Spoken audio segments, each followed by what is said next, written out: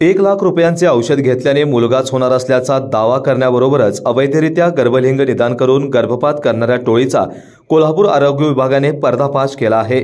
शहरालगत असणाऱ्या क्रांतिसिंह नाना पाटील नगर येथील सुलोचना पार्कमध्ये एका घरात सुरू असलेल्या गर्भलिंग निदान केंद्रावर मंगळवारी सायंकाळी छापा टाकून ही कारवाई करण्यात आली।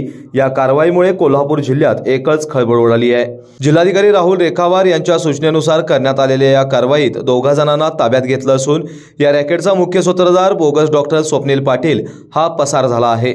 तर सोनोग्राफी टेक्निशियन अमित केरबा डोंगरे आणि एजंट कृष्णात आनंदा जासूद या दोघांना करवीर पोलिसांनी ताब्यात घेतलंय। यातील अमित डोंगरे याच्या क्रांतिसिंह नाना पाटील नगर येथील घरातच गर्भलिंग तपासणी आणि गर्भपाताचं केंद्र थाटण्यात आलं होतं। आरोग्य विभागाने दिलेल्या माहितीनुसार 1 लाख रुपयांच्या 12 गोळ्या घेतल्यानंतर मुलगाच होणार असल्याचा दावा करणारी एक जाहिरात सोशल मीडियावर जिल्हाधिकारी राहुल रेखावार यांच्या निदर्शनास आली। याबाबतची माहिती घेऊन त्यांनी आरोग्य विभागाने करवीर पोलिसांना कारवाई करण्याच्या सूचना दिल्या। यानंतर संबंधित रुग्णालयाशी संपर्क साधत बनावट महिला रुग्ण तयार करण्यात आली। औषधोपचाराची माहिती घेऊन सुरुवातीला 40,000 रुपये आणि उर्वरित 60,000 रुपये ही रक्कम मुलगा झाल्यानंतर देण्याचं ठरलं होतं। बोगस डॉक्टर स्वप्नील पाटील यांनी मंगळवारी संबंधित महिलेस गर्भलिंग तपासणीसाठी बोलवले होते। यावेळी मुलगी असल्याचं त्यानं सांगितल्यानंतर गर्भपात करणार असल्याचं सांगितलं।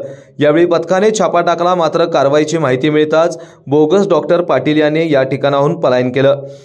या ठिकाणी निवासी वैद्यकीय अधिकारी डॉक्टर हर्षला वेदक, महापालिकेचे डॉक्टर प्रकाश पावरा, सामाजिक कार्यकर्त्या गीता हसूरकर, ॲडव्होकेट गौरी पाटील यांनी केलेल्या स्टिंग ऑपरेशनमध्ये गर्भपात केल्यानंतर हे अर्भ कचऱ्यामध्ये फेकून देत असल्याची धक्कादायक माहिती देखील स्वप्नील पाटील यांनी एका व्हिडिओमध्ये दिली आहे। या कारवाईत डोंगरे याच्या घरातून सोनोग्राफी मशीन, गर्भपाताच्या गोळ्या, अंगारे धुपारे, औषधे, वैद्यकीय साहित्य आणि 20,000 रुपयांची रोकड असं साहित्य जप्त करण्यात आलं आहे।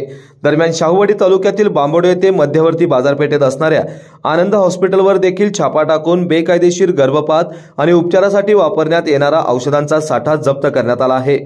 जिल्हा शल्यचिकित्सक डॉक्टर सुप्रिया देशमुख यांच्या भरारी पथकाने ही कारवाई केली आहे। या कारवाईमध्ये हॉस्पिटलचे डॉक्टर नाईक यांच्यावर शाहूवाडी पोलीस ठाण्यात गुन्हा दाखल करण्यात आला आहे। एकाच दिवशी कोल्हापूर जिल्ह्यात गर्भलिंग निदान आणि गर्भपात प्रकरणी मोठी कारवाई केल्यानं कोल्हापूर जिल्ह्यात एकच खळबळ उडाली आहे।